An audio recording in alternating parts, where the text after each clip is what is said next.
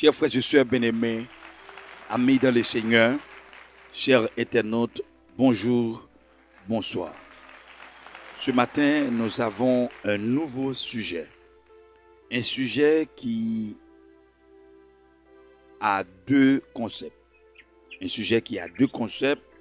Le concept divorce et le concept remariage. Il y a deux concepts dans un sujet très sollicité, un sujet très demandé, mais ce sujet a deux concepts, a deux mots-clés que nous devons étudier de façon séparément. Maintenant, formulons-nous la question. Que dit la Bible du divorce et du remariage? Que dit la Bible du divorce et du remariage? Qui ça la Bible dit sur question divorce là et sur question remariage? Chers frères et sœurs bien-aimés, amis internautes, chers auditeurs, tout d'abord, quelle que soit notre opinion sur la question du divorce, nous devons nous souvenir de Malachie, chapitre 2, verset 16a.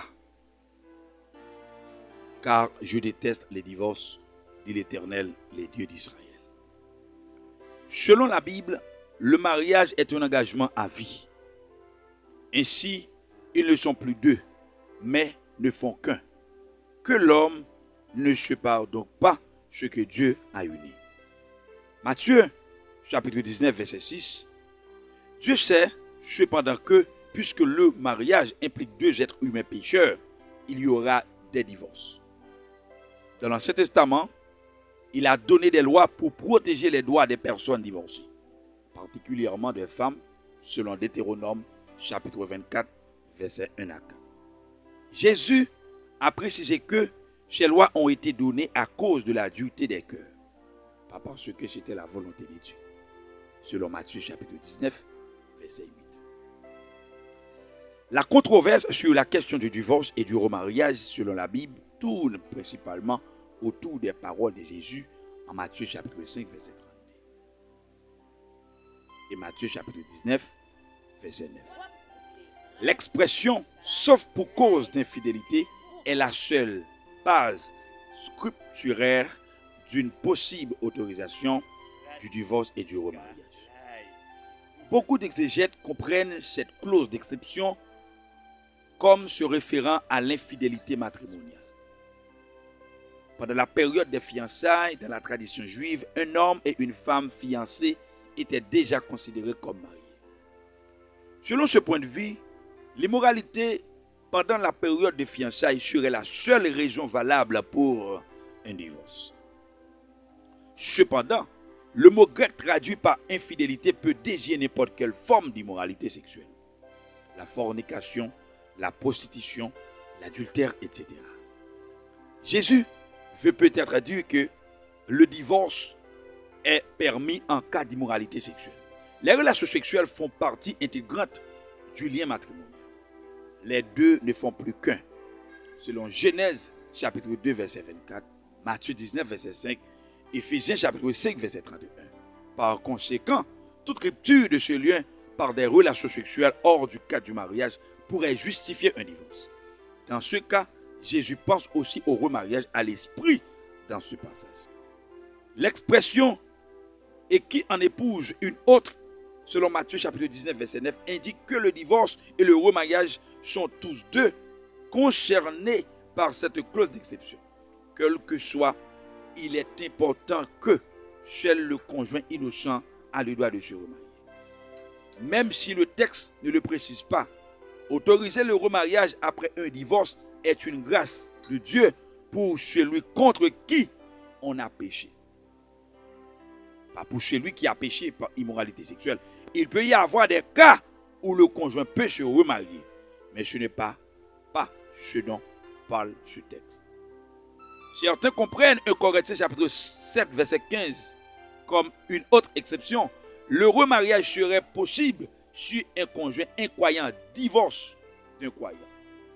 Le contexte ne mentionne cependant pas le remariage.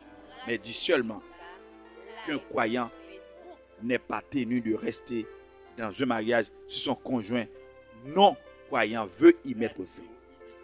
D'autres affirment qu'un mauvais traitement infligé au conjoint ou à l'enfant est une raison valable pour un divorce, bien que la Bible ne le dise pas. Même si c'est tout à fait possible, il n'est jamais sage de se prononcer arbitrairement sur le sens de la parole de Dieu.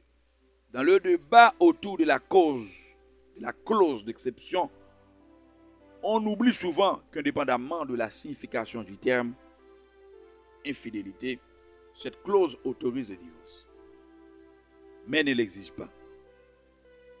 Même en cas d'adultère, un couple peut, par la grâce de Dieu, apprendre à se pardonner et à reconstruire son foyer. Dieu nous a pardonné bien plus que cela. Nous pouvons certainement suivre son exemple et pardonner même le péché d'adultère, selon Éphésiens chapitre 4, verset 30. Cependant, le conjoint refuse souvent de se repentir et persiste dans l'immoralité sexuelle. C'est dans ce cas que Matthieu chapitre 19, verset 9 peut s'appliquer. Beaucoup pensent aussi à un remariage survenu trop rapidement après un divorce, alors que Dieu veut peut-être que les divorcés restent célibataires. Dieu appelle certaines personnes au célibat pour que son attention soit entière. C'est le 1 Corinthiens chapitre 7, verset 32-35. Le remariage après un divorce est une possibilité dans certaines circonstances, mais cela ne veut pas dire que ce soit la seule. Il est affligeant de constater que le taux de divorce parmi ceux qui se disent chrétiens est presque aussi élevé que chez les incroyants. La Bible est parfaitement claire quant au fait que Dieu déteste le divorce, selon Malachie 2, verset 16, et que la réconciliation et le pardon devraient caractériser la vie des croyants, selon Luc chapitre 11, verset 4, Éphésiens 4, verset 32. Cependant, Dieu sait qu'il y aura des divorces, même parmi ses enfants. Un croyant divorcé et ou remarié ne devrait pas se sentir moins aimé de Dieu. Même si son divorce et ou son remariage n'est pas couvert par la possible clause d'exception de Matthieu chapitre 19, verset 9, souvent Dieu utilise même la désobéissance coupable des chrétiens pour accomplir beaucoup de bien. Merci, chers auditeurs, merci, chers internautes, chers amis, chers collègues pasteurs. Merci de votre écoute. Merci de votre parfaite participation. Que Dieu vous bénisse. Shalom Aleichem. Bye bye.